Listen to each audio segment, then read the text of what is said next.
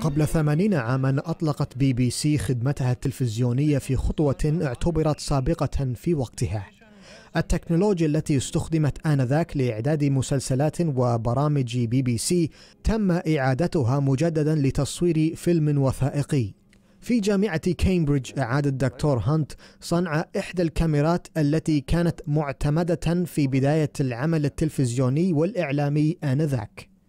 كان النظام القديم ميكانيكيا بحتا، من خلاله يتم تسليط ضوء ساطع على صندوق أسود عبر ثقوب في اسطوانة وهي تدور، وعندما تدور الاسطوانة الضوء يستخدم لقراءة الصورة.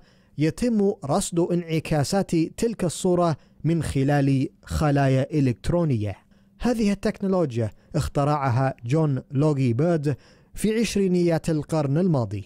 الأعمال التلفزيونية التي استخدمت كاميرات بيرد تم إعدادها في قصر ألكسندرا في شمال لندن، وفي هذا المكان كانت كاميرات بيرد تواجه منافسة قوية من نظام ماركوني EMI الإلكتروني.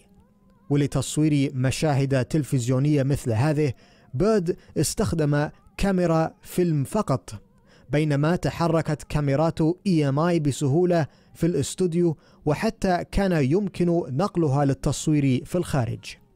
وبعد بضعة أشهر فقط اعتمد هذا النظام الإلكتروني، وأعدت برامج متنوعة لم تكن ممكنة من خلال نظام بيرد، مما أدى إلى ثورة في العمل التلفزيوني إلى الأبد.